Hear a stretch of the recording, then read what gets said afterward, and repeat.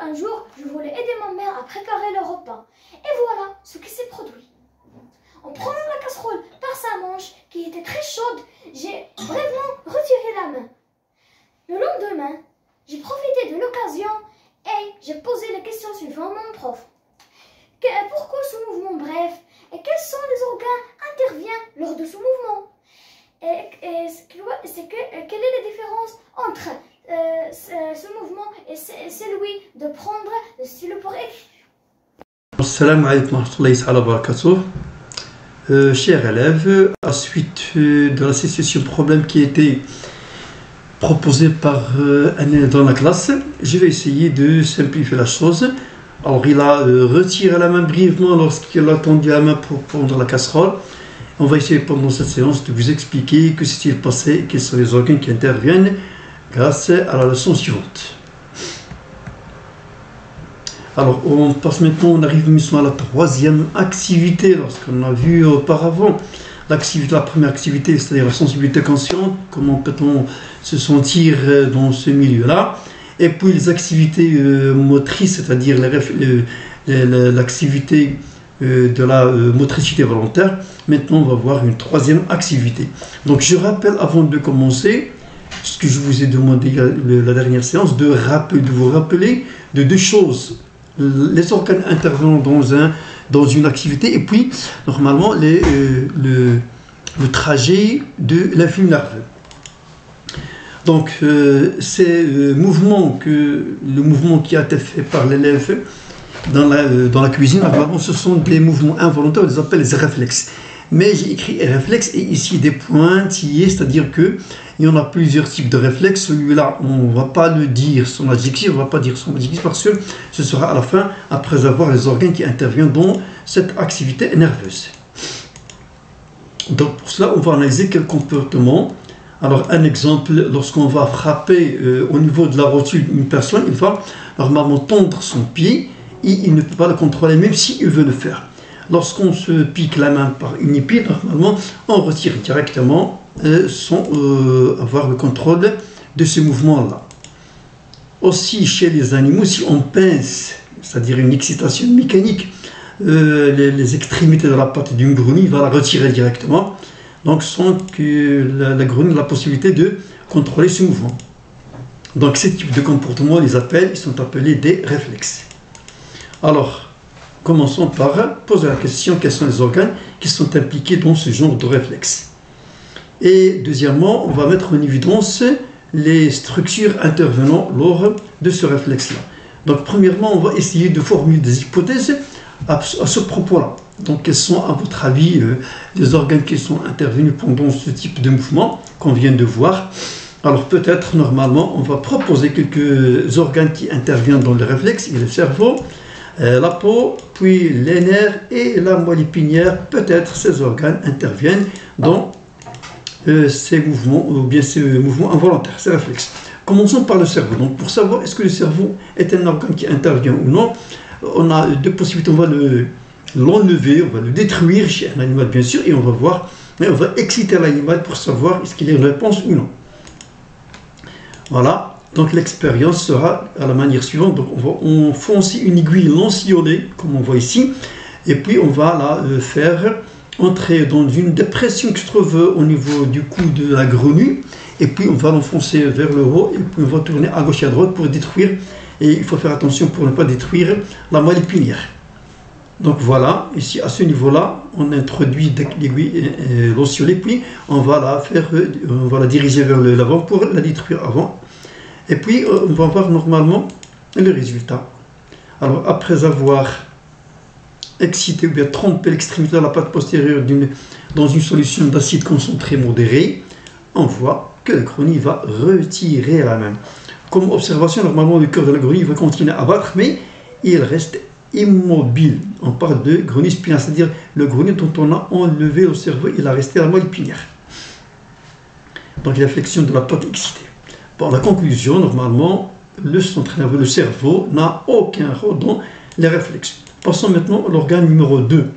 Donc, toujours, c'est la même chose, ou bien on va le détruire, on va exciter, ou bien, il y a autre solution, on va enlever enlever la sensation de la peau, c'est-à-dire en faisant la chose suivante, l'expérience suivante, on va prendre une grenouille décérébrée, c'est-à-dire dont on a enlevé le cerveau, et on va le tremper ligne de pattes dans de l'éther.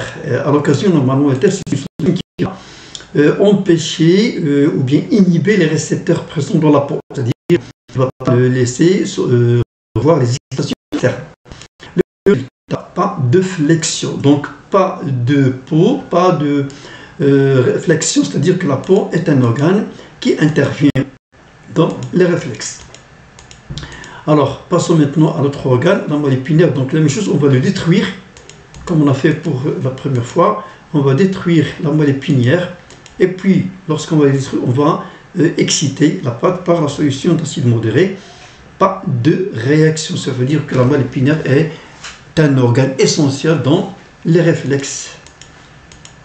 Donc la conclusion, il est un rôle qui intervient, est un organe qui intervient dans les réflexes.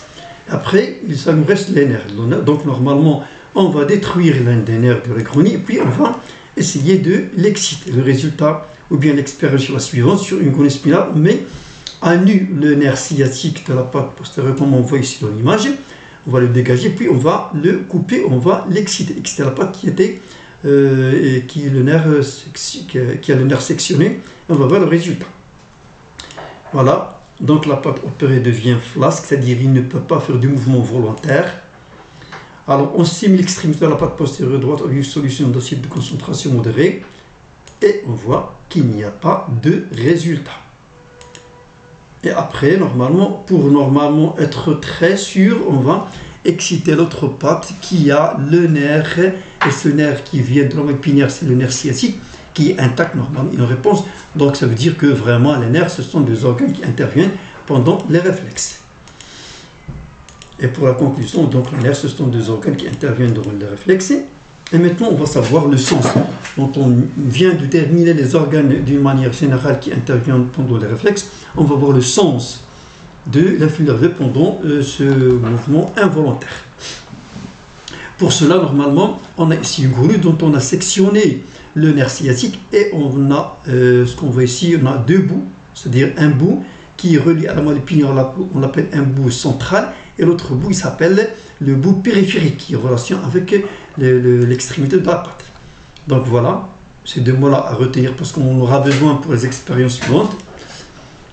Et le résultat, lorsqu'on excite là, le bout périphérique, il y a flexion, même si le nerf il est sectionné. Lorsqu'on excite le bout central, il y a flexion de la patte opposée de l'autre côté. Alors ça veut dire quoi? Ça veut dire que normalement, ce nerf-là, il conduit l'influx nerveux dans les deux sens. Alors comment peut-on expliquer cela? Alors lorsqu'on a excité à cet endroit-là, il y a naissance d'un influx nerveux à ce point-là, puis il va se diriger vers les muscles de la patte. Voilà. Et lorsqu'on a excité dans ce bout-là, toujours il y a naissance de l'influx nerveux à ce bout-là, et puis il y a propagation de l'influx nerveux vers la moelle épinière qui va le transmettre vers la patte de l'autre côté.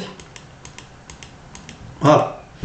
Donc, normalement, il y a une observation qui est notée entre parenthèses, c'est que lorsqu'on va tremper, par exemple, l'extrémité de la patte d'une grenouille dans une solution d'acide, normalement, qui est déliée, c'est-à-dire il n'y a aucune réponse.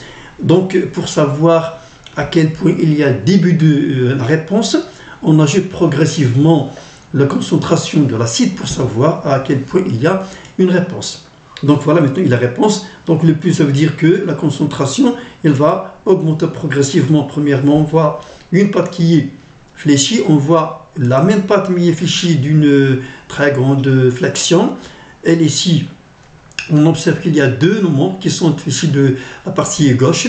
Et s'il y a la concentration plus grande, on voit qu'il y a tous les membres qui sont fléchis. Alors ça veut dire que à ce moment-là, il y a en dessus de celui-là, il y a une réponse, et de ce point-là, il y a une réponse de l'excitabilité, et ça, on peut le généraliser pour tous les autres sens, même pour la vision, l'audition et le toucher, etc. Donc il faut qu'il y ait un seuil d'excitation. Donc en conclusion générale, la moelle épinière, c'est le centre nerveux à partir de la peau, il y a l'excitation. S'il y a une excitation au niveau de la peau, qui est un organe de réception de l'excitation, de l'excitant. Puis il y a des fibres nerveuses sensitives qui vont transmettre les fibres nerveuses vers la moelle épinière. Et de la moelle épinière, normalement, il va revenir vers l'organe effecteur qui est le muscle pour exécuter le mouvement. Donc si vous le constatez, comme vous le constatez ici, voilà le sens et le sens de revient. Donc ici on constate qu'il y a un sens, voilà le trajet, et ça ressemble à un arc. C'est comme un arc, c'est pour cela qu'on le nomme l'arc réflexe. Donc c'est très intéressant de retenir ces termes-là, parce qu'on aura besoin la prochaine séance.